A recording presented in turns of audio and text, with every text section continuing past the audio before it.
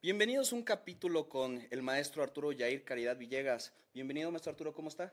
Muchas gracias. Muy bien, gracias por la invitación. Gracias, Arturo. ¿Cómo te puedo llamar? Arturo, maestro, licenciado, ¿cómo te gustaría que empezáramos? Arturo, está bien para que Estemos en entremos en confianza. confianza. Perfecto. Gracias por compartir mesa conmigo. La verdad es que es muy importante para la audiencia compartir un poco de tus muchos conocimientos en materia de derecho.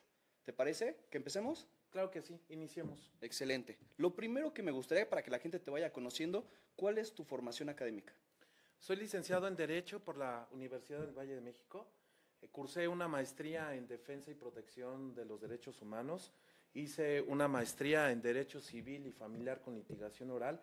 Y tengo una tercera maestría que es en Derecho Laboral y Corporativo. Perfecto. Entonces tú prácticamente ya además de ser licenciado ya puedes hasta dar clases, ¿no? ¿Es correcto? Efectivamente, el grado académico me lo permite y tengo una alta especialización en las materias que manejo. Perfecto, eso es súper importante. ¿Cuántos años llevas ejerciendo como abogado? Tengo 23 años ejerciendo mi carrera. Ok. Y 23 años desde la UVM, desde ese entonces, la vieja escuela de la UVM.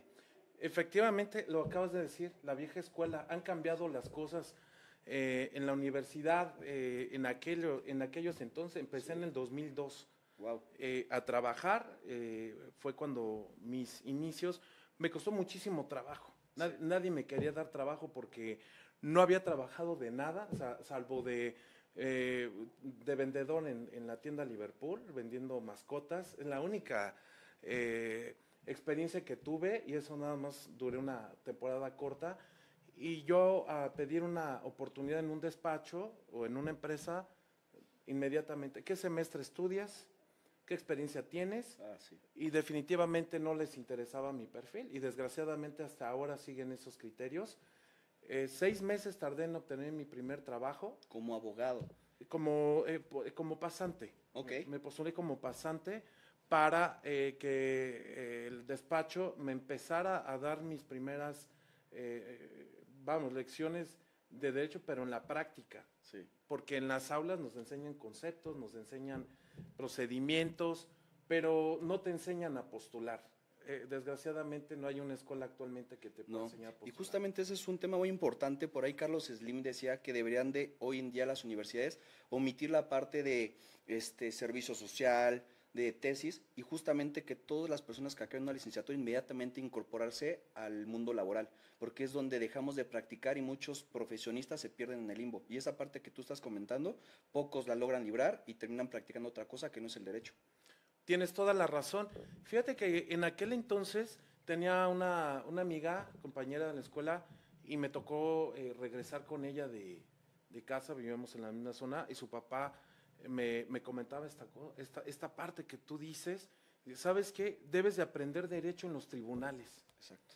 Y me sembró esa semilla y empecé a buscar trabajo. Yo estudiaba en el turno matutino y bueno, fue un gran problema en casa porque ¿cómo que te vas a meter a trabajar? Tienes que estudiar, tienes que sacarme nueves, Vas a dieces, descuidar. me vas a descuidar la escuela. Y hablé con mi mamá, que era quien Te apoyaba. me apoyó con mi colegiatura, y le dije, dame oportunidad un semestre. Si yo fallo, ya no voy a trabajar. Y afortunadamente di el ancho desde un principio. Mi práctica fue estudiar y trabajar durante toda la carrera. Fui de los pocos que inició así. Sí. Muchos empezaron al final, en el último semestre, en el penúltimo, pero yo prácticamente a la par llevaba la parte teórica y la parte práctica. Práctica. Súper. Y yo era de los que ya llegaba a la escuela de traje y con mi portafolio, cargando mi portafolio todos los días, y era una gran diferencia con los demás, que déjame platicarte, ahorita me acordé de una anécdota, me decía una compañera de otra carrera, dice, oye, yo ya te había visto, dice, la verdad, me dabas flojera, porque no, pareces maestro, de esos maestros mal pagados de aquí de la universidad, ¿no? Sí. Llegaba cansado, con las ojeras hasta acá, llegaba con mi portafolio, dormía 4 horas diarias, 5, entre preparar el trabajo, el examen, que el jefe te exigía también mayor tiempo, los casos lo exigían, y era un sobrevivir en aquella época. Sin duda me enamoré de la carrera. Sí, y aparte es un tema que pocos logran sobrellevar, que es trabajar y estudiar. Y no nada más eso, la capacidad que debes de tener para aguantar ese proceso te puso muy por delante de las personas, te ha puesto de tus compañeros que acababan la licenciatura y apenas empezaron a meter el mundo laboral. Te puso 4 años adelante fácil que el resto de los demás. Y eso es algo que pocas personas lo logran. Justamente es algo importante que queremos, que te quería preguntar es, ¿cuándo en realidad ya iniciaste tu carrera? O sea, prácticamente desde que estabas como pasando a la mitad, ¿no? Así es, prácticamente desde el primer año de la carrera. Ok. Comencé a practicar obviamente empecé en mi primer trabajo duré 2 años con ¿Qué el fue en abogado. Liverpool? No, en Liverpool duré unos meses. Ok. Que vaya, fue un parteaguas porque yo dije, yo no me veo en las ventas como tal. No, la verdad no me gustaron. La verdad es que la gente luego tiene su carácter. Sí. Y yo dije, no es lo mío, mejor busco algo que sí me apasione, porque no me apasionaban las ventas. Lo tomé como un trabajo de temporada Ujú. y yo dije, me voy a meter a trabajar de mi carrera. Ok. Y de ahí empecé a colaborar con el primer despacho, duré 2 años, y luego pasé a otro despacho, duré poco, y así, en etapas. Y curiosamente, esta semana me preguntaba un chico que está estudiando Derecho, va en sus primeros semestres, me dice, licenciado, ¿qué consejo me podrías dar? Le digo, aprende. Primero tienes que aprender para poder llevar un asunto, porque ya quería llevar asuntos. Sí. Le dije, no, espérate, si tú llevas un asunto sin experiencia, como se dice coloquialmente, te vas a quemar desde un principio. Vamos, es un mal consejo, pero aprendan a echar a perder asuntos de otras personas, ¿no? Exacto. La verdad es que tiene que ser así, y yo creo que eso yo lo entendí sin que me hubiesen dado el consejo. Yo tomé esa línea y dije, voy a aprender aquí de materia civil, luego me fui a otro despacho mercantil, luego estuve aprendiendo laboral, y por eso es que tengo una alta especialización en esas materias. Justo. ¿Y qué te impulsó a estudiar Derecho? Muy buena pregunta. Quien más que un impulso es una inspiración. Ok. Mi padre fue abogado Ok. y fue político en sus últimos días. Bueno, él tuvo un accidente. Ok. Entonces prácticamente tu motor y tu motivación fue seguir los pasos de tu papá. Así es. Perfecto. Oye, Arturo, tengo entendido que te has postulado para un cargo popular, ¿no? De gobierno. ¿O se puede, está bien dicho así? Es un cargo de elección De elección popular. popular. Ok.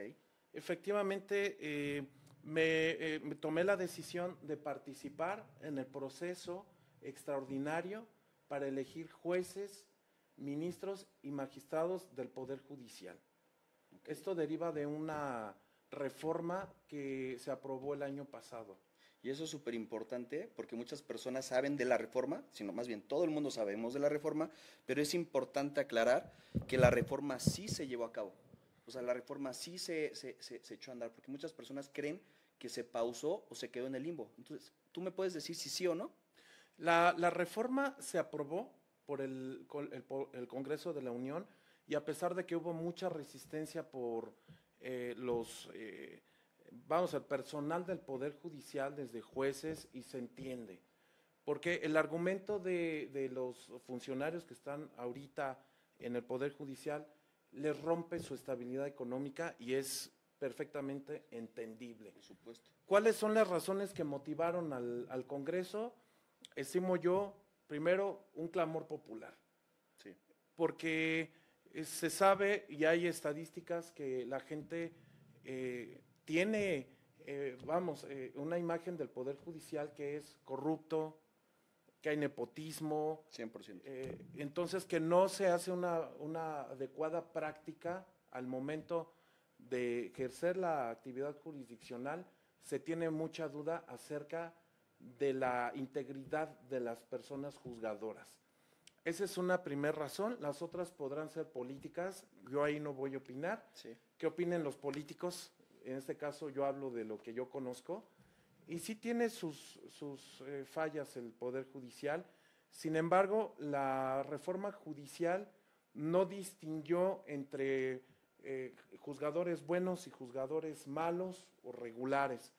Aquí la reforma mandata cesar a todos los juzgadores, una primera etapa en esta elección que se va a celebrar el 1 de junio de 2025, y la segunda mitad de los juzgadores tendrán que ser cesados en el 2027. Tuvieron el derecho de manifestar si era su interés participar. Exactamente. Okay. Ellos tienen un pase directo. Ellos no tienen que pasar por filtros, sino por el simple hecho de tener un puesto en el Poder Judicial, los hace idóneos para el puesto. Okay. Esa es una primera etapa. Y bueno, regresando a tu pregunta, que ya me estoy desviando. Sí, no, pero justo sí. es esa parte que ahora queremos saber, que nos cuentes, cuáles son los pasos, ¿no? Para justamente que la gente entienda por qué estos jueces se saltan esos pasos. ¿Cuáles son los pasos a seguir para estos puestos? Muy bien. La reforma plantea, como ya lo dije, cesar a los jueces que están en funciones, y además permite que cada poder de la Unión, ejecutivo, legislativo y judicial, conformen comités.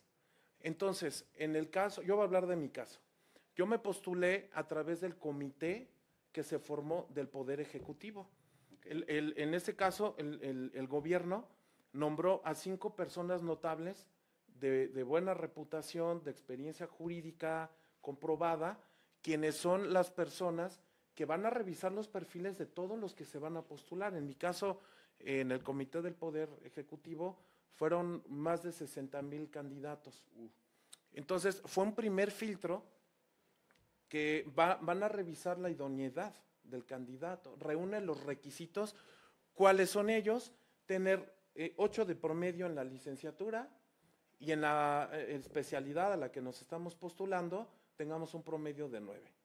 Okay. Yo esos requisitos los reuní porque… ¿Y los superaste? Los superé. Sí. En todos mis certificados tengo 9.4 hacia arriba. Okay. Entonces dije, bueno, ese primer requisito ya lo cumplí. Okay. Seguimos leyendo la reforma. Dice, bueno, que tenga 5 años de experiencia comprobable. Yo tengo 23, y como también parte de mi experiencia, trabajé 7 años en el gobierno federal. Los pasaste también facilísimo. Sin problema, y además agregué, le demostré al comité que además he postulado. Entonces les demostré que he tramitado juicios de amparo, divorcios, pensiones, elegí casos, obviamente guardando la intimidad en las partes, pero sí les acredité con documentación que postulo. Aparte de ser funcionario público, he sido postulante durante los últimos 13 años, califico este primer filtro. Luego viene la etapa donde van a depurar esa lista. De 60,000 la bajaron a 28,000. O sea, quiere decir que 32,000 no cumplían ni siquiera el promedio. Efectivamente, y mucho se habló de que para llenar un número estuvieron inscribiendo prácticamente al que sea, el que tuviera un título. Y bueno, el comité se encargó de revisar si tenían el promedio, si tenían la experiencia. Y luego viene el siguiente filtro, que es el de, van a revisar que realmente tenga la experiencia para ocupar el cargo. Perfecto. Y bueno, de ahí viene otro análisis y depuraron otra vez la lista. Y luego viene otra etapa que es la de entrevista. Que esos ya son los menos, ¿no? O sea, ahí van 2 filtros ya. Ya van 2 filtros. Okay. Entonces, ya el último grupo que quedamos, era los que pasamos a la entrevista. Bastante corto ya. Sí, entonces fue una emoción haber recibido el correo que me confirmaba la entrevista. Estaba con mi pareja, que aquí nos… Sí, que aquí nos acompaña. La licenciada Ilse Zaragoza. Perfecto. Bueno, estábamos esperando y llegó el correo. Fue una felicidad porque faltaba un día para que se cerrara la etapa, porque fue por días que dijeron, tal fecha sale listado, segundo listado y vienen las entrevistas. Y luego nos mandan un link y se grabó todo fue virtual. La entrevista es virtual, 1 a 1. Así es. Entonces me dice, te voy a hacer 2 preguntas, es pregunta-respuesta. Dice, yo soy un facilitador, yo no te voy a calificar. Eso es súper importante porque no te sometiste a un criterio de alguien que no sabía, y por el volumen ahí podía fallar algo más. Simplemente es alguien que era un facilitador y iba a ser revisado por alguien, ¿no? ¿Me estabas comentando? Por los integrantes del comité. Los que fueron seleccionados como aptos para revisar eso, ¿no? Los perfiles de los que se estaban postulando. Okay. La entrevista fue una pregunta muy, muy extensa que implicaba conocimiento jurídico, experiencia y además parte de la ética. Wow. Por decirlo así, tú como juez federal, te va a llegar un amparo de estas características, a tu criterio, cómo lo resolvería, ¿no? Y además tenía que dar un extra de acuerdo a al respeto a los derechos humanos, es decir, eran unas preguntas que sí tenían mucho contenido y nos daban un tiempo límite, máximo 15 minutos. Ok, y todo oral. Todo oral, una pregunta, 2 preguntas. Afortunadamente contesté de forma muy sólida, contundente, con bases, agoté mi tiempo, lo ocupé por completo. Aquí entre nos, estaba revisando las entrevistas de los otros postulantes, 3 minutos, 4 minutos, 5 preguntas, respuestas cerradas, sin mucha, vamos a decir, sin mucha carnita, ¿no? Sí. Sino, pues, sin tanto desarrollo, simplemente fueron para omitir seguramente también ciertas fallas, ¿no? Porque cuando alguien solamente contesta brevemente es para evitar hacerlo más grande y que haya más errores. Entonces eso es súper bien. Sí, y yo traté de desarrollar mis temas. Obviamente que sí hubo una preparación previo a la entrevista, porque, vamos, voy a una entrevista, me van a preguntar de derecho, no que me ponga a estudiar física, química, sino más bien el poder profundizar. Me van a preguntar por qué quieres ser juez, ¿no? Sí. Tienes que decirle al comité, mira juez, comité, yo me estoy postulando por esto. Eso es lo primero que yo pensé. ¿Qué me van a preguntar? ¿Y qué respuesta voy a dar? ¿La voy a dar, como dicen, de dientes para afuera o realmente voy a dar un argumento que pueda convencer al comité? Afortunadamente pasé el proceso y ya viene la última etapa. Viene la etapa de la insaculación, la famosa tómbola. En mi caso pidieron la esfera de la Lotería Nacional, metieron las bolitas y publicaron unos listados donde venían por números, por materia, por circuito, y yo ya tenía identificado mi número. Yo fui el número 1 de mi circuito. Me suena número de la suerte, no sé por qué. Sí, fue de la suerte, definitivamente. Sí. Entonces, fue maravilloso ese día, el nervio, porque salió ¿qué número salió primero? Creo que salió el 9, y luego vino el 11, no salía el 1, híjole, ya faltan 2, ¿no? Sí. Y salí penúltimo y gritamos. Tú imagínate que estás viendo la final del Mundial, llega la selección mexicana, estás tirando penales y ese último penal, si lo metes ganas y si lo fallas acabó, pues entró vamos haciendo la analogía, entró y así gritó. Gol de último minuto. Sí, sí. ¿Y cuántos más o menos, o sea, cuántos números estuvieron dando? Dependiendo el cargo, a veces eran 27 números y iban a salir 10. Wow. Era muy reducido, algunos eran menos, más. Bueno, pero en mi caso gritamos de felicidad y después dije, ¿ahora qué vamos a hacer, no? Sí. ¿Qué viene? Porque esto es algo muy novedoso de contarte, que solamente lo más cercano a lo que se va a practicar aquí en México, esta elección, es Bolivia. Okay. Es Bolivia y en Estados Unidos algunos jueces se eligen por voto directo. Popular. Pero ¿cuál es la diferencia con México? Que aquí vamos a elegirlos a todos. El juez familiar, el civil, el federal, los magistrados, los ministros, toda la estructura judicial, tanto federal como en los estados, todos van a ser jueces electos por voto popular. Por voto popular. Y eso va a garantizar que obviamente un juez que tenga mala reputación, pues no va a ser renovado por el pueblo. Y esa es una de las partes que se están impulsando, ¿no? Así es. Efectivamente la reforma permite una reelección terminando el periodo. Podemos, en el caso que yo quede en el cargo, terminando mi periodo, puedo ir a pedir el voto. Y la gente va a poder juzgar mi trabajo. Y no se trata de el juez me dio una sentencia que me gusta o que no me gusta. Yo creo que no estamos en esos temas, ¿verdad? Como un diputado, un presidente municipal, te voy a venir a bachar tu calle, te voy a poner luz, luminarias.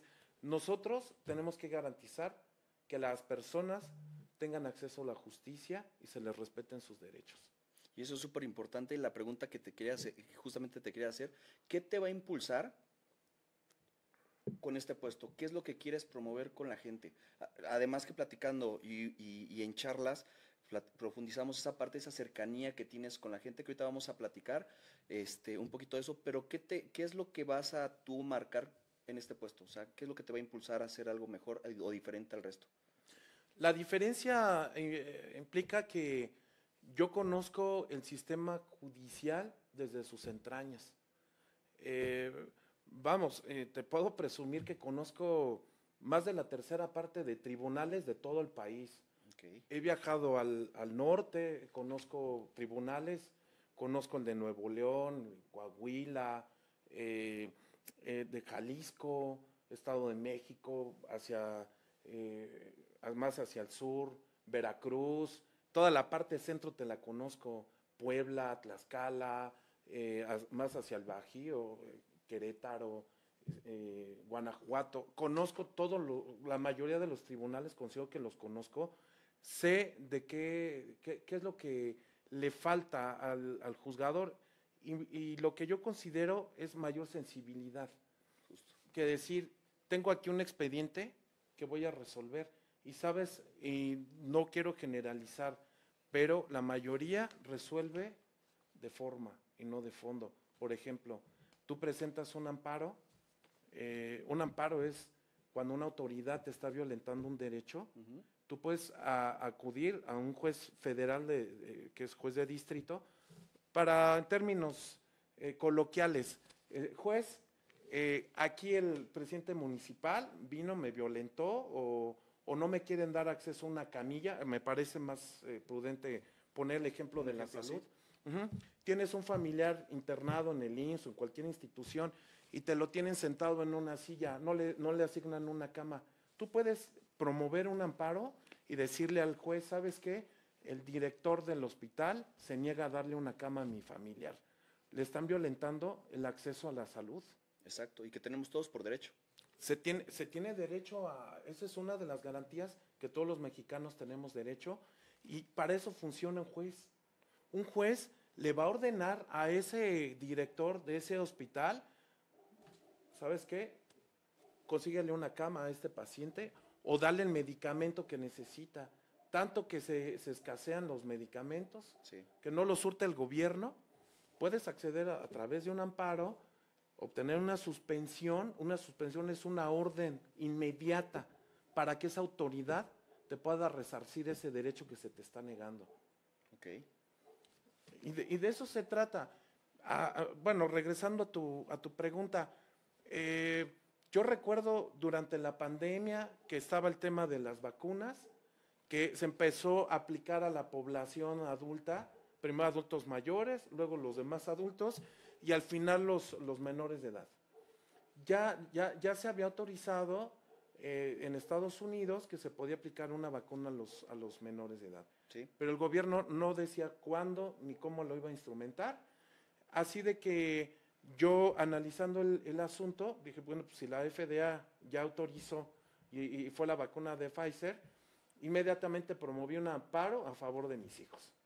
Ok, y eso desafortunadamente no todos tenían ese conocimiento, se tuvieron que esperar a que el gobierno decidiera hacerlo, teniendo ya las herramientas, ¿no? Justamente por eso promoviste un amparo. Así es, y afortunadamente me tocó de los buenos jueces que dijeron, te otorgo, de hecho me lo resolvió en 3 horas, ¿eh? Okay. Lo promoví en línea y en 3 horas me llegó la notificación de que se le iba a requerir a la Secretaría de Salud que se les aplicase la vacuna a mis 2 hijos, que eran de 13 y 14 años en aquel entonces.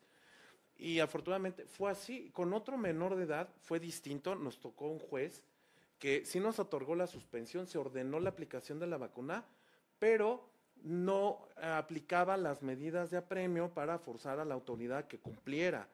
Es decir, se le da un plazo de 5 días para que cumpla. Juez, no le han aplicado la vacuna, pues le damos otros 5 días. O sea, no era mano dura. No había mano dura. Y yo ¿qué quiero cambiar?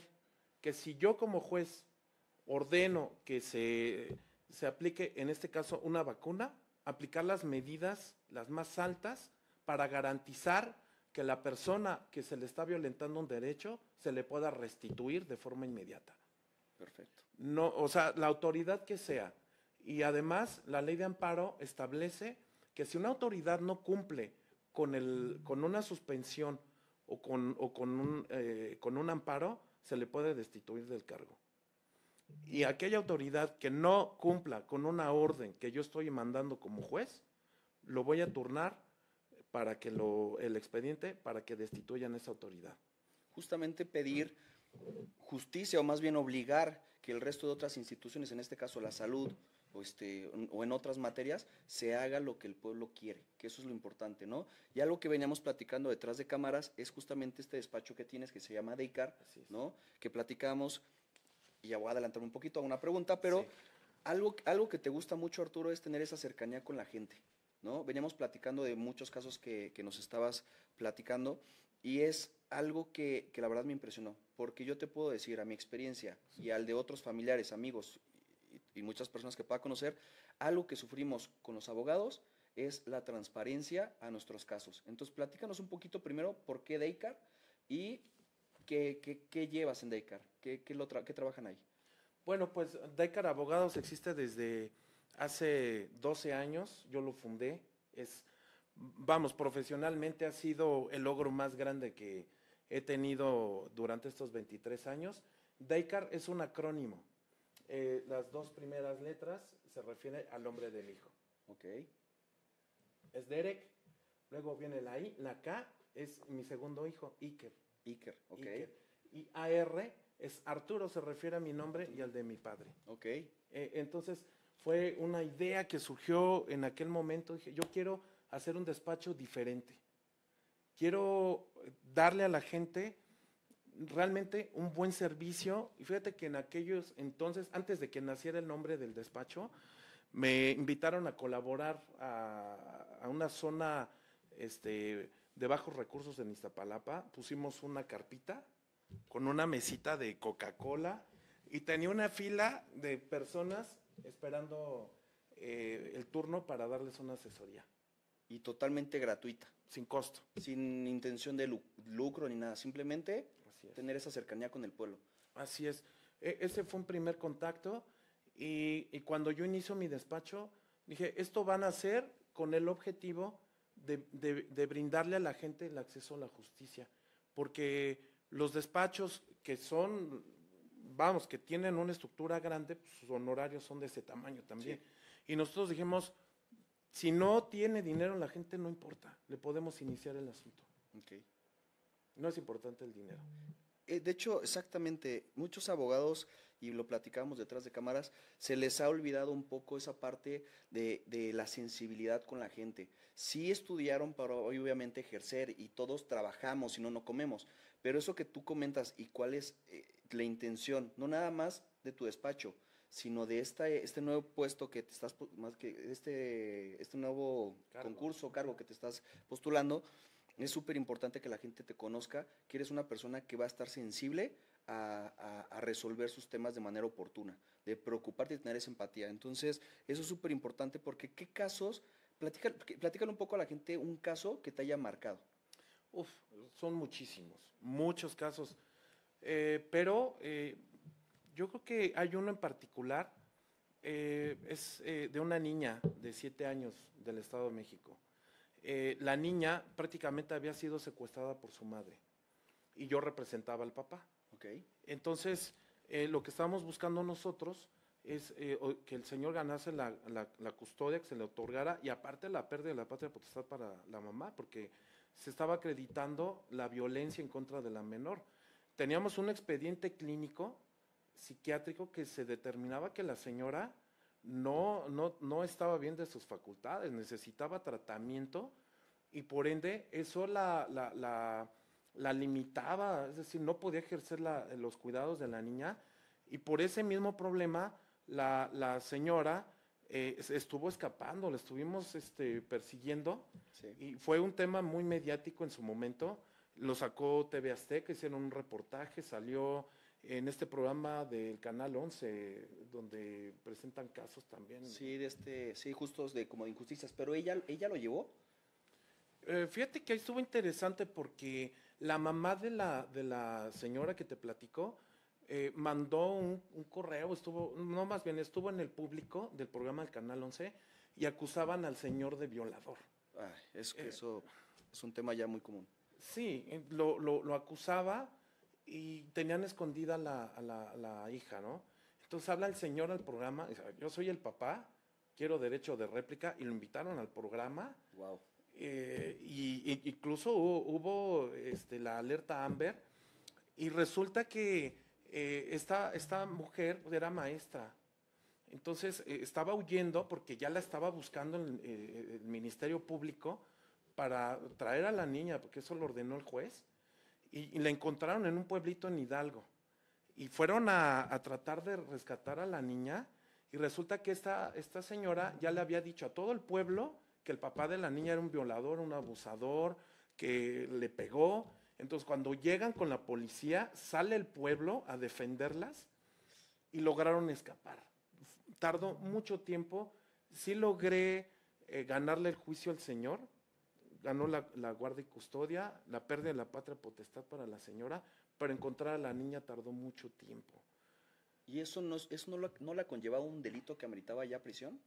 Sí, tienes toda la razón. El problema es que el juez no quería proceder en contra de la señora. Es que ahí está el problema. Es decir, jurídicamente nos otorgó todo, pero ya en la ejecución de la sentencia nos decía, tienes que notificarle personalmente la sentencia. Es decir, si la encuentro en la calle o dónde se la notificó, pues no sé dónde está. Y hablamos con el juez, mira juez, ya otórgame la ejecución porque la niña corre peligro. Incluso promovimos un amparo y vamos, abonando un poco a tu otra pregunta, ¿qué me motiva?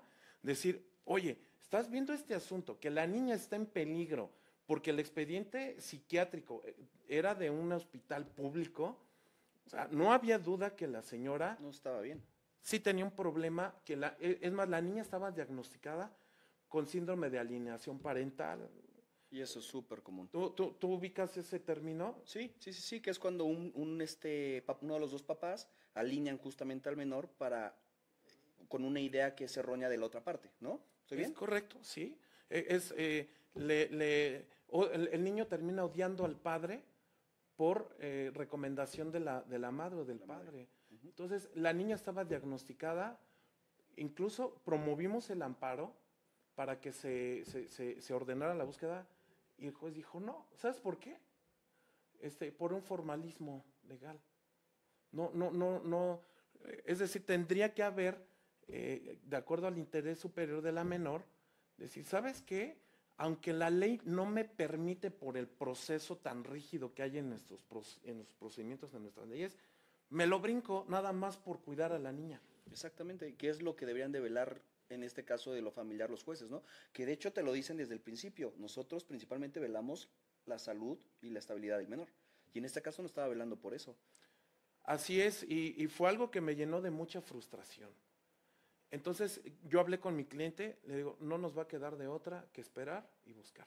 Sí, hacer la parte, hacer el trabajo que le toca al gobierno justamente. Exactamente, al Ministerio Público. Sí. El juez pudo haber emitido determinaciones que fuera para salvaguardar la integridad de la menor, pero dijeron, no, porque el juicio le falta este proceso, no hemos desahogado estas diligencias y no te lo puedo otorgar. Así para que la gente nos entienda. Sí.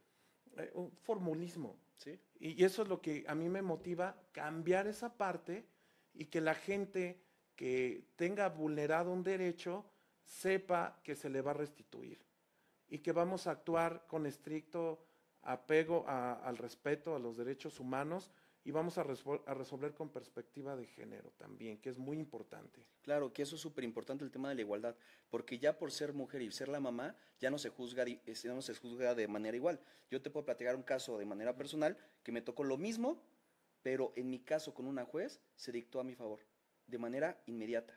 Entonces, Desafortunadamente el criterio de unos jueces sin que tengan una buena preparación hoy en día, eso es lo que hay que cambiar. Y yo te felicito porque esa parte es la que tenemos que buscar como mexicanos, votar por personas que tengan esa intención y esa preocupación por mejorar la ley y la justicia en México. No buscamos jueces indiferentes a nuestros casos. Eso mismo que tú me platicas, pero me tocó una juez, no recuerdo el nombre y la verdad no lo mencionaría, pero la verdad es que fue súper rápido y el mismo caso, pero me dictaron a favor sin tanto problema. No tuve que esperar mayor tiempo, simplemente se dictó todo y todo salió a mi favor. Entonces, eso Arturo, te felicito y es algo que la gente debe considerar para eso. Ahora, ya hablamos de un caso popular, ¿no? Un caso que te marcó a nivel Sí. y eso emocional y le va a hacer clic a muchas personas porque están pasando por esta situación, tanto de mamás como de papás. Un caso que tú te hayas recordado como muy mediático o algo que te haya marcado también. Porque ya nos fuimos ahora sí que algo muy, muy común. Algo que te haya marcado para que la gente pueda entender por qué andas por toda la República llevando casos. Y no nada más por toda la República, es tu nivel de experiencia, sino desde lo más bajo hasta lo más difícil de llevar. Sí, efectivamente hemos enfrentado empresas transnacionales. He defendido clientes de los actos que, por ejemplo, una aseguradora, un banco, bueno, podemos abordar un poquito Sí. después de qué se trata, pero también el asunto más mediático en contra de la familia Aguilar, de Pepe Aguilar, de Ángel Aguilar, que ha resultado ser muy mediático. Ahí tenemos unos videos en TikTok que les invito a Que están consultar. abiertos al público cuando lo quieran ver en tu canal de YouTube, que sería importante que aparezca aquí. ¿Cómo te encontramos en redes? Abogado.del pueblo, es mi canal. Ahí, por favor, si quieren saber más del asunto de la familia Aguilar, ahí los pueden consultar. Ahí vamos dando un avance del proceso, pero bueno, me gustaría platicarles por qué este asunto, por qué llegó a mí. Exacto, sí. Vamos, yo voy a la parte humana, porque luego dicen, bueno, ¿y qué vas a ganar, no, con eso?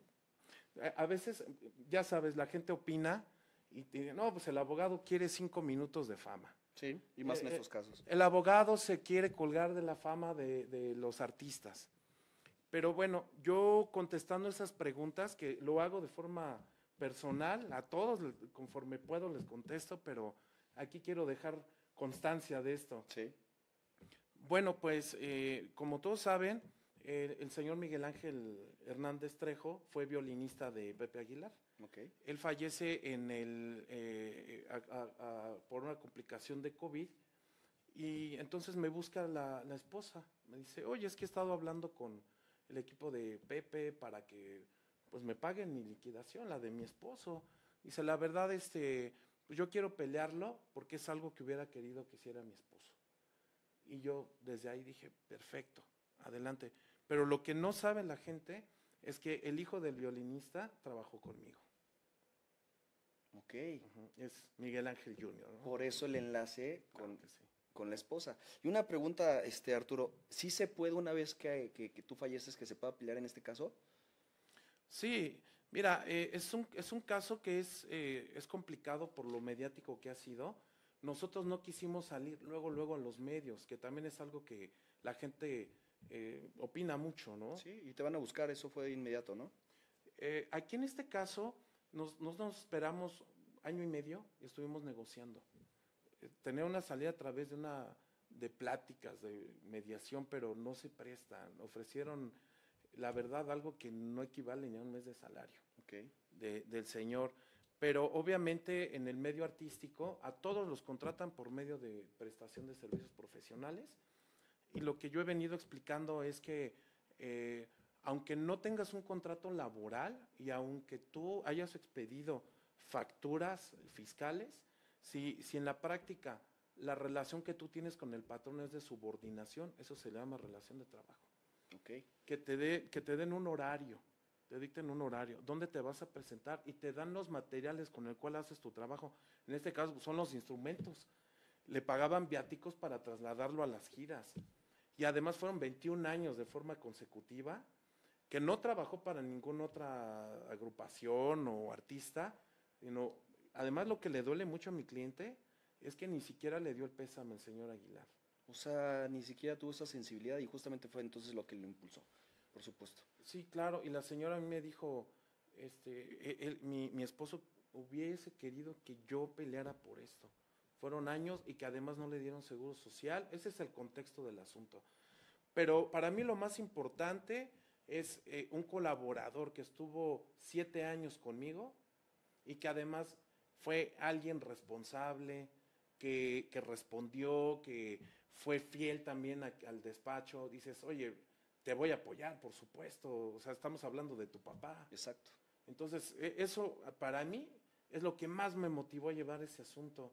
Ni siquiera el ser mediático o los 5 minutos de fama que dice la gente, porque a mí me va a definir mi carrera profesional de 23 años, no una entrevista de 5 minutos. Sí, y menos como piensan que justamente como abogado eso te va a catapultar y la verdad es que los temas mediáticos no es algo que pueda ser un plus para los abogados, al contrario. Puede Podría ser que algunos casos, ¿no? impactar de forma negativa muy, muy poco, ¿eh? La mayoría de la gente apoya a la señora. Algunos tendrán sus opiniones que se respetan, absolutamente todas. Yo no borro mensajes, de forma muy respetuosa les doy contexto. A veces la gente desconoce algunos detalles, tengo el tiempo para contestarles y explicarles, y por eso es que he venido publicando videos. Uno de ellos ya tiene 1.700.000 vistas. Entonces, pues la gente le interesa el caso, y lo más importante o lo más desagradable también es que los grandes medios de comunicación ya no me quieren entrevistar, ya están silenciados. Sí, porque justamente son parte del gremio. Pero para eso existen las redes sociales y para eso pueden tener contacto directo contigo si la gente quiere saber más del caso, ¿no? Claro que sí, que visiten mi canal y ahí vamos a subir información. Perfecto. Y esa es la parte de la transferencia, que no hay nada que ocultar, todo lo vas a lo puedes hablar de manera directa con la gente, ¿no? Claro, y parte de lo que tú preguntabas, o así inició la pregunta, ¿cómo se le presta servicio a las personas? Yo como abogado, lo que platicábamos antes de entrar aquí a grabar, hay una estadística que señala que lo que más se queja las personas que contratan un despacho o un abogado, que no tienen contacto con su abogado. Siempre hay en medio una secretaria, un asistente, no está licenciado, háblale más tarde, y total que, bueno, ¿quién lleva el caso, no? Es la preocupación principal del cliente. Te contraté a ti por tu experiencia, pero no sé en manos de quién estoy. Y en mi caso, siempre le contesto a mis clientes. Obviamente me apoyo del equipo que tenemos. Tengo a mi pareja que me apoya con lo que es experta en divorcios en línea. Ok. Ha venido a revolucionar todo esto, pero siempre hay un contacto directo con los clientes, se les contesta, se les aclara, hacemos videollamadas, se les dan, que ya ahorita por la revolución que ha habido en las redes, la gente ya busca más un contacto virtual. Sí, ya no tienes que pedir justamente ir al despacho como antes. Y esa parte es demasiado importante porque quién no, y mucha gente le va a hacer clic a esto, no hemos, los que hemos tenido que llevar algún caso a algún tribunal, desafortunadamente no quiero hablar de un porcentaje porque no lo tendríamos claro, pero un porcentaje muy alto, no sabemos en qué va nuestro caso, no sabemos justamente lo que comentas, dónde está mi abogado y no sabemos qué es lo que está pasando. Muchos casos les va a hacer clic esto y contigo efectivamente eso que comentas pues no va a estar pasando. Entonces yo les recomiendo mucho tu despacho, obviamente todas esas personas que buscan claridad y empatía y obviamente resultados, pues te tienen que buscar, Arturo. Muchas gracias. Y además lo que tú mencionas, desde que contratan conmigo, se te va a dar un seguimiento, se te va a enviar tu acuse de recibido y se te va a mandar digitalmente todo el expediente, viene foliado y puedes saber. En algunos casos se puede dar el acceso al expediente electrónico, se le da al cliente, porque actuamos con toda transparencia. Sí. En algunos casos me han dicho, oye, puede haber, ya sabes, tengo a mi sobrino que está estudiando, puede ir monitoreando el expediente sin ningún problema. Mira, estamos haciendo bien el trabajo que puedes nombrar otros 3 abogados y Pueden supervisar. lo que guste. Nuestra máxima es la transparencia. Y eso es algo que obviamente supongo que es lo que vas a llevar si ganas este puesto. ¿Y cuáles serían los 3 puntos que tú consideras que te van a caracterizar una vez logrando este puesto? Bueno, el primero es la honestidad. Con la honestidad podemos combatir la corrupción, el nepotismo.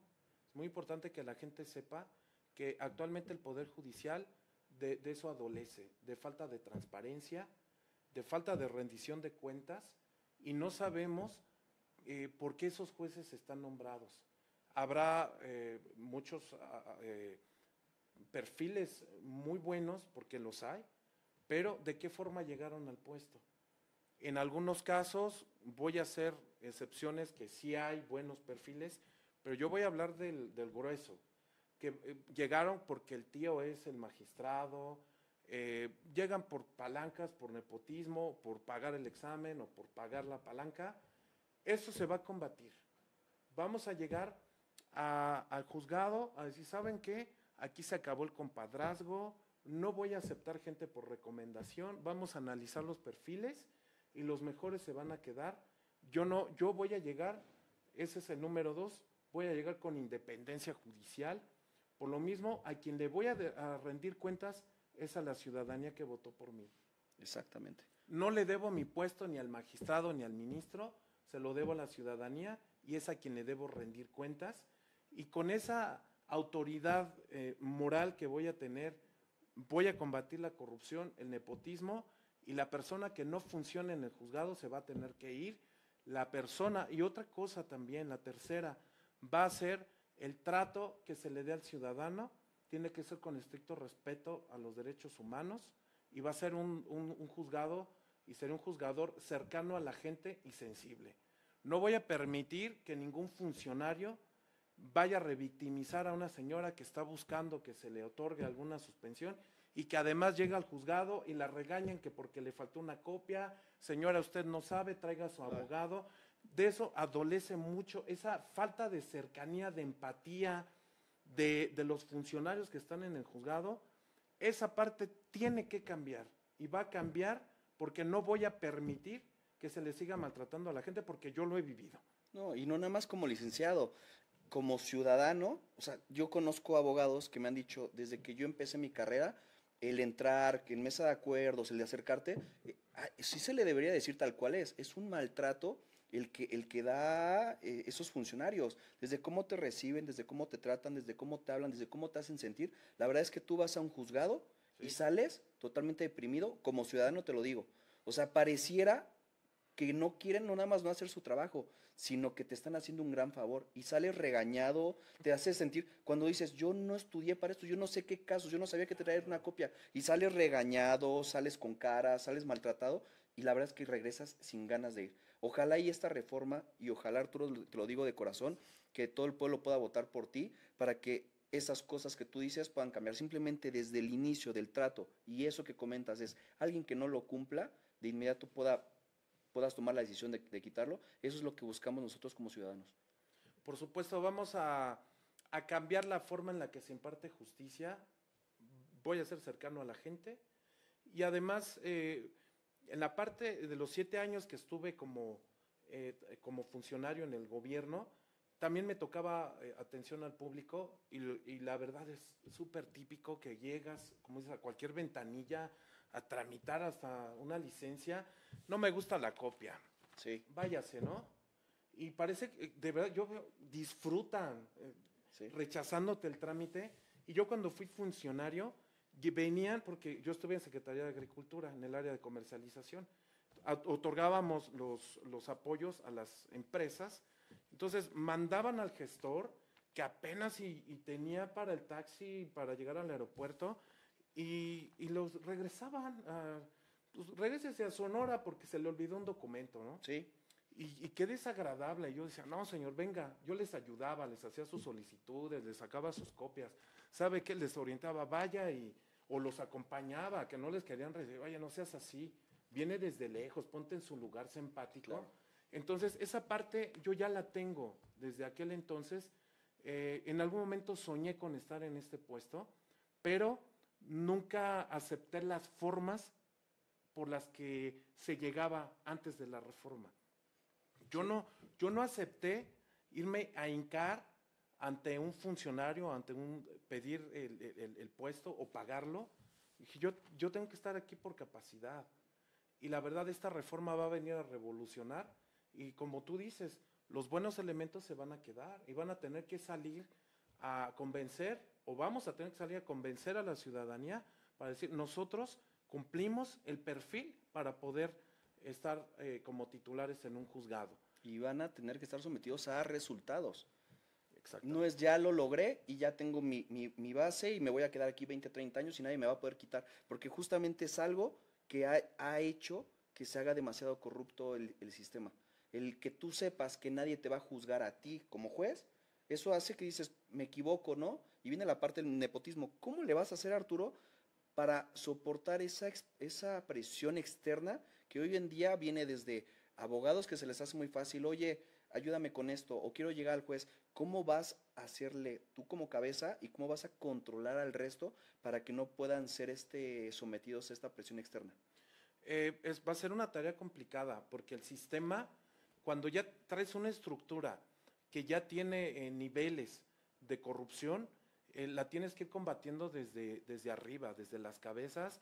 Yo creo que la primera tarea que voy a tener es estudiar todos los asuntos, ir identificando cuáles son los que tienen mayor riesgo o los que tienen una mayor complejidad, irlos revisando uno por uno, ir conociendo al personal que va a estar, o sea, el que van a cambiar es a la cabeza, pero la base va a ser la misma. Y voy a tener que ir conociendo los asuntos y a quiénes se les están asignando y de qué forma se están resolviendo. No voy a ser un juez de los que llegan a firmar el expediente, llegan, están las montañas de expedientes y el juez no se está firmando sin siquiera leer. Y ni conocer. Y no conocen de fondo los asuntos. Yo me voy a dar la tarea de conocer los asuntos.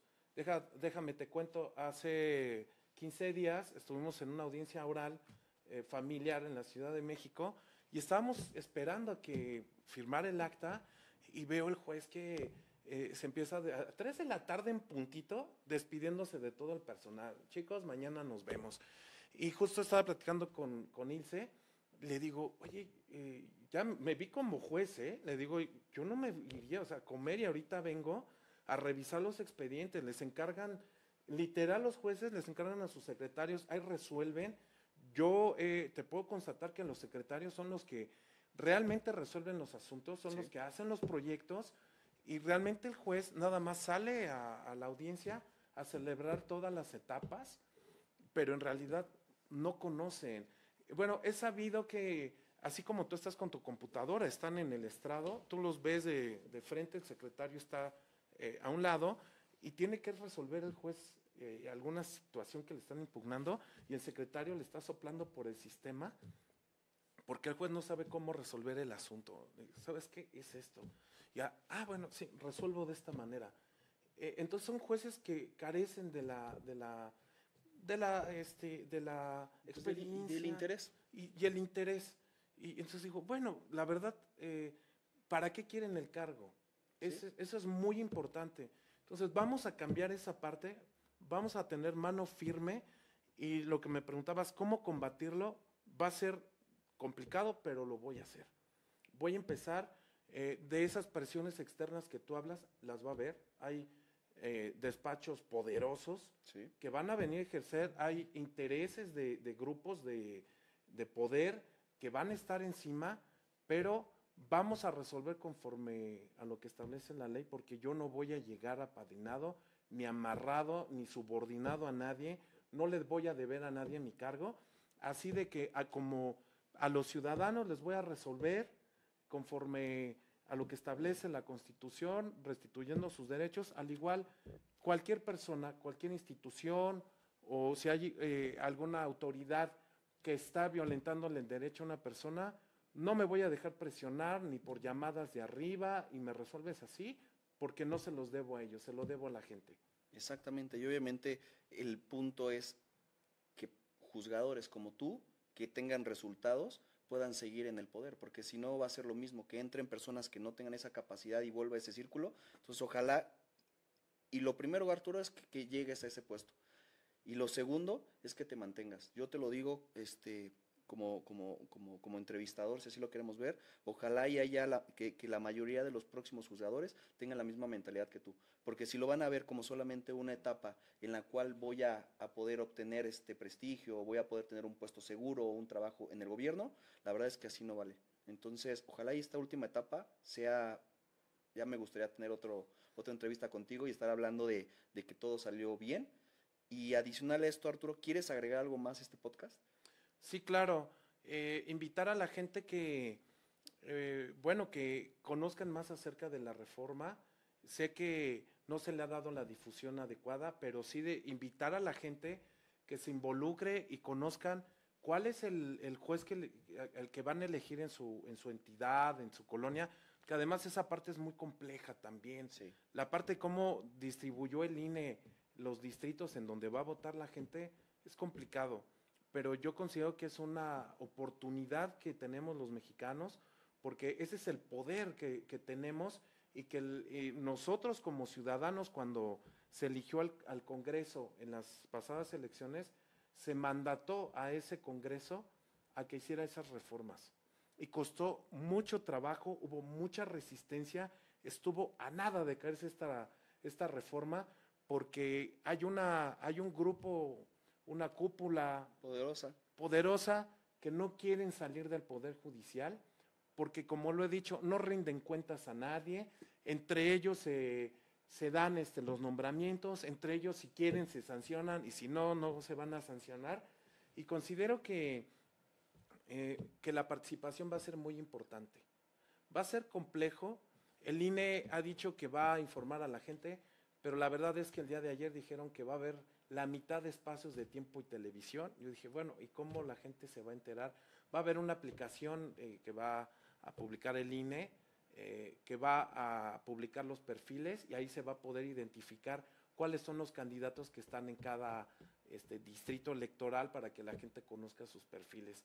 Pero yo os invitaría a que la gente participe y se involucre un poquito más, que de hecho nuestra sociedad mexicana ha sido ya muy politizada. Sí. Es muy importante, Y pero... muy influenciada. Sí. Muy influenciada, porque hay muchas personas que yo he compartido charlas y no saben ni siquiera en realidad el fondo de la reforma judicial. Y esta plática que estamos teniendo, te aseguro que les va a abrir un panorama distinto al que tienen, porque justamente les han hecho ver lo que ese grupo poderoso quiere. Pero aquí es importante que ellos sepan que los jueces que están, que era lo que comentabas, van a tener la oportunidad de ser evaluados y votados por el pueblo. ¿Cuál es el miedo a que esos jueces no estén? Entonces, no va a haber mejor juzgadores que nosotros como pueblo que podamos escoger a nuestros jueces. Y eso va a romper el tema de la corrupción, los maltratos, toda esta parte que poco se habla, de llegar a una mesa de acuerdos y que te traten mal, que llegar a un juez y que te hayan dictado una mala sentencia, no poder llegar a un buen acuerdo, toda esa parte se va a romper con esta reforma judicial y yo personalmente estoy totalmente de acuerdo. Muy bien, y fíjate que me acordé hace unos años también un caso muy emblemático de un señor que no le dejaban ver a su hija, muere la mamá, y fíjate, antes de que falleciera la mamá de la niña de cáncer, fue a registrar a la niña como madre soltera para que no pudiera ver, fíjate, después de fallecida, que no viera el papá. Al papá. En serio, ¿eh? Y entonces la custodia la estaban peleando los abuelos maternos.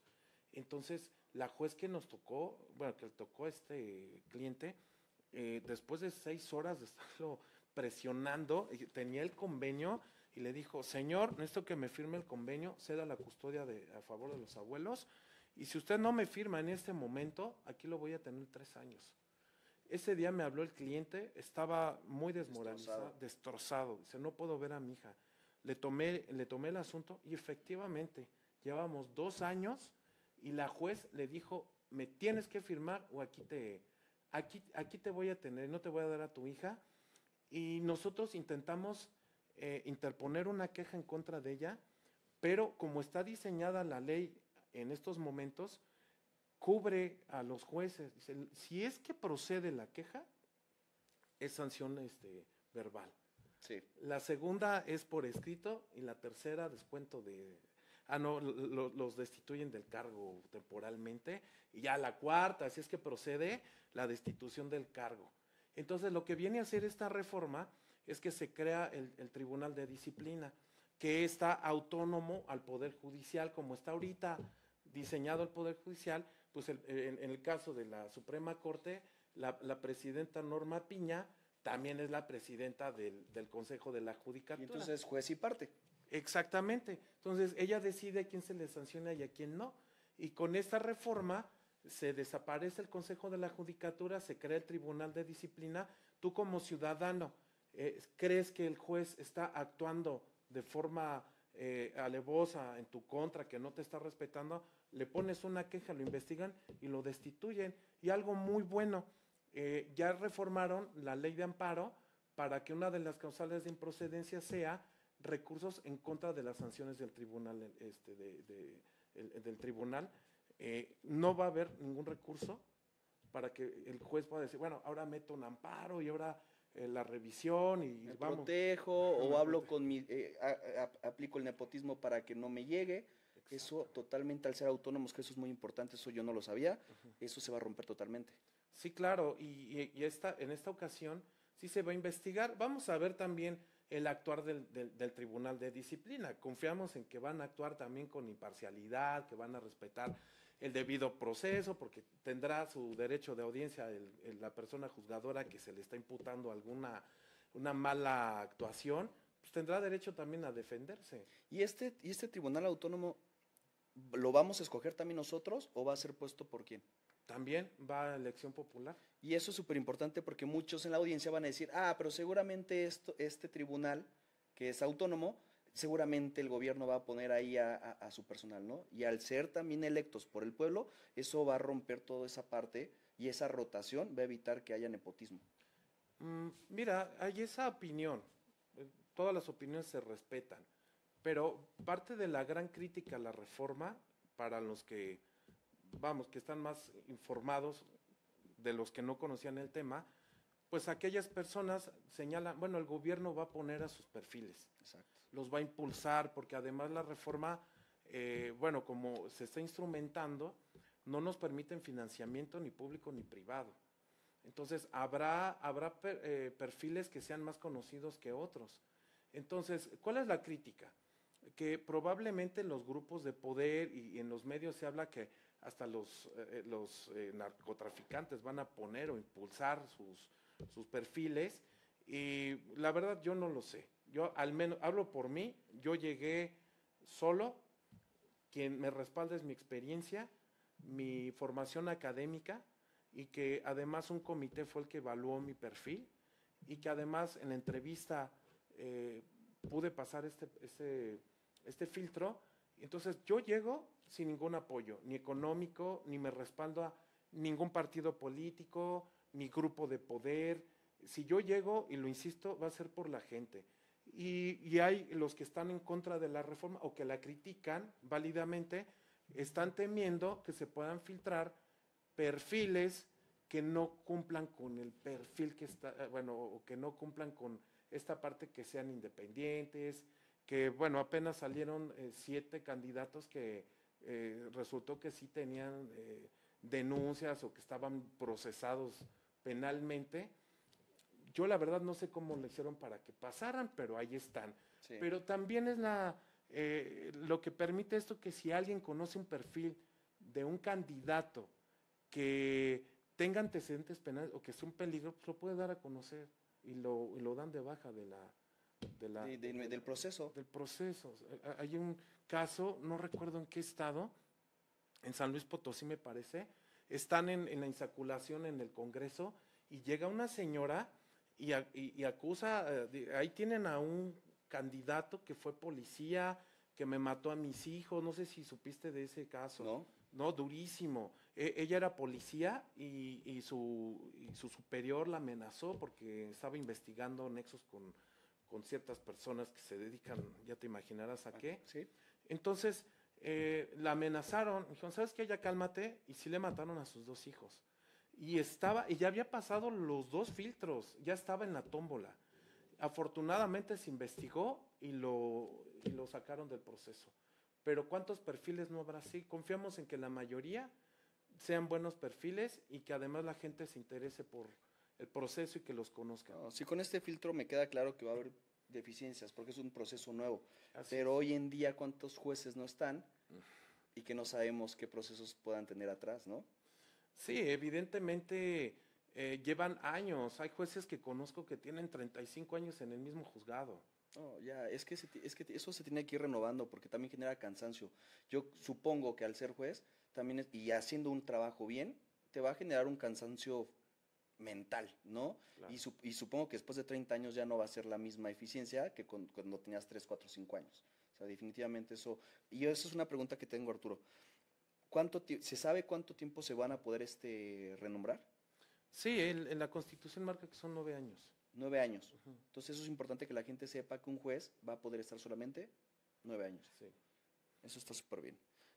Arturo, ¿algo más que quieras que la gente conozca de tu despacho, de tu carrera, del proceso que estás llevando? Bueno, invitarles a la gente que sigan mis redes sociales. Queremos hacer una campaña que sea cercana a la gente. No solamente, o sea, vamos a dar a conocer la propuesta a través de las redes, pero también voy a visitar a la gente del distrito judicial en donde voy a hacer campaña, que es en el Estado de México. Voy a hacer campaña de a pie, como lo he hecho hasta ahora. He viajado a diferentes tribunales del país, me he ido en vehículo, me voy en avión, en autobús. Apenas, no hace mucho, me acuerdo de un caso que fui a la sierra de Querétaro. Sí, por la Sierra Gorda, ¿no? Sierra Gorda, ajá, bueno, te voy a platicar.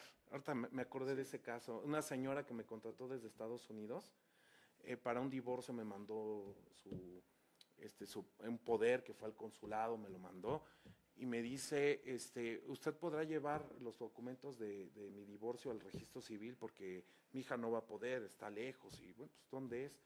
Me dice, es Pinal de Amoles. Le digo, no, no conozco el lugar, es mi pueblo, le va a gustar. Le dije, Sí. vaya. No, pues me fui en la madrugada, me fui en autobús, llegué.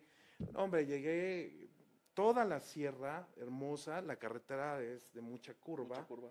hacia abajo, pero disfrutando el paisaje.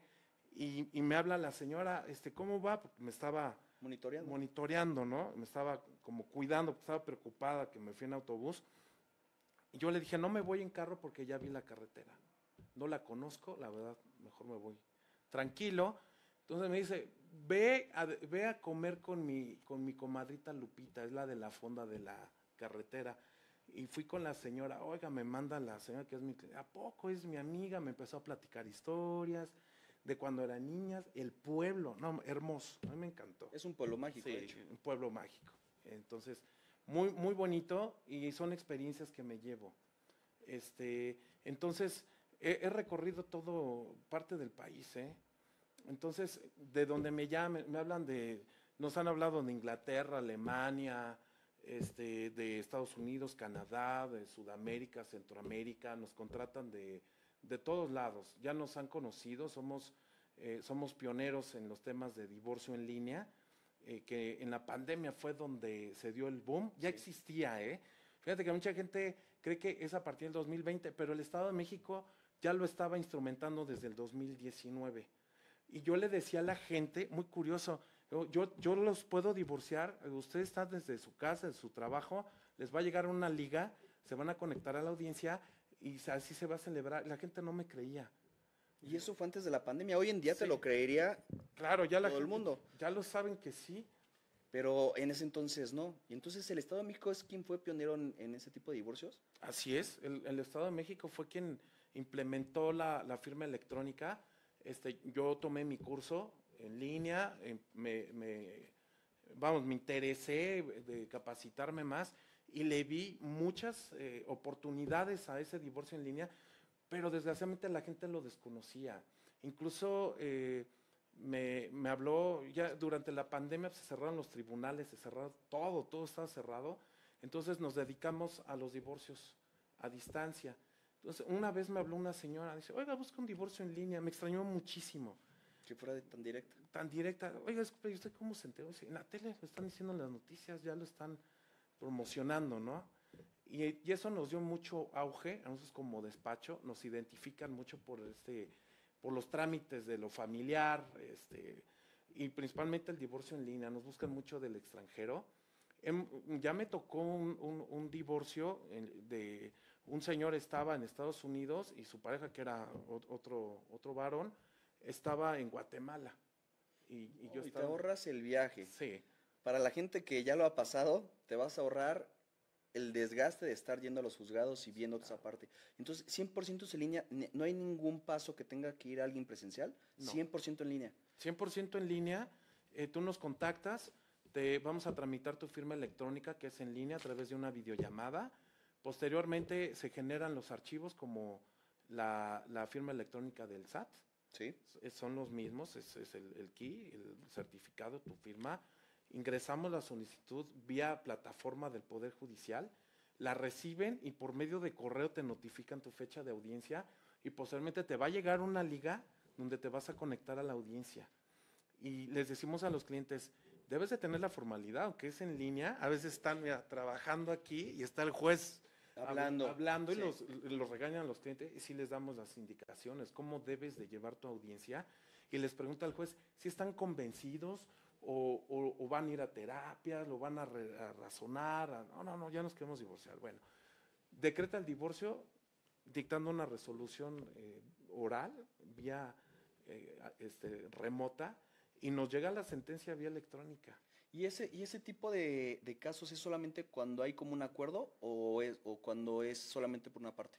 Solamente es para divorcios de mutuo De mutuo consentimiento, que los consentimiento. dos están de acuerdo, pero también hemos divorciado extranjeros ¿Ok? que se han casado con mexicanos. Nos buscan mucho, ¿eh? Yo no sé por qué no funcionan los divorcios los matrimonios entre extranjeros con Sí. mexicanos. No sé por qué, pero siempre sale algo mal. Y la verdad nos ha ido muy bien en esa parte. La gente, y además tenemos referencias en nuestra ubicación de Google Maps. Si buscan Daycar Abogados Insurgentes, ahí pueden consultar nuestras referencias que nos han dejado la gente, los agradecimientos, porque efectivamente se les resuelve rápido y sin mucho trabajo, ¿eh? Sí. Es que todo digital. A veces nos cuesta un poquito más de trabajo con la gente que es de mayor edad, pero siempre, bueno, busque a su hija, busque a un sobrino que le ayude con el teléfono y le va a convenir más de esta manera. Sí, siempre y cuando, entonces es importante que lo sepan si es de común acuerdo. Así es. Y se van a ahorrar traslados, si estás en otro país no es necesario que vengas, todo puede ser totalmente en línea. Así es. Es la gran ventaja. Pues Arturo, me dio mucho gusto haber compartido mesa contigo, que nos hayas compartido un poco de la mucha experiencia que tienes. Esperemos que para el siguiente mes podamos estar platicando de que ya dimos este gran paso. A mí como ciudadano me gustaría tener un juzgador como tú Gracias. y estoy seguro que la gente eso es lo que busca. Qué bueno que te pudiste acercar en este podcast a compartir mesa y compartir con la gente un poquito de lo que es Arturo, ¿no? Y bueno, aparte de Icar, que cualquier tema que necesiten legal, tú y tu pareja, pues sin problema los van a poder atender y todo tu equipo de trabajo.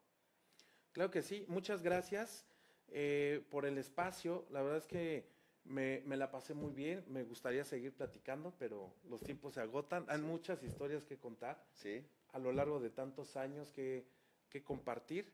Y nuevamente, ojalá podamos estar aquí platicando a futuro. ¿Qué va a pasar si la gente me da su confianza?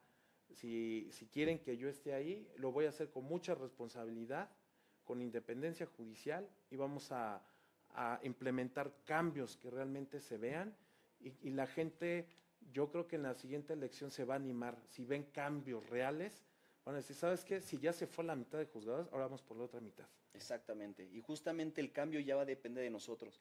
Entonces, yo como ciudadano, no estoy, estamos en otro estado, pero obviamente Arturo, toda mi recomendación y toda mi buena suerte para que juzgadores como tú estén en todo el país. Muchas gracias.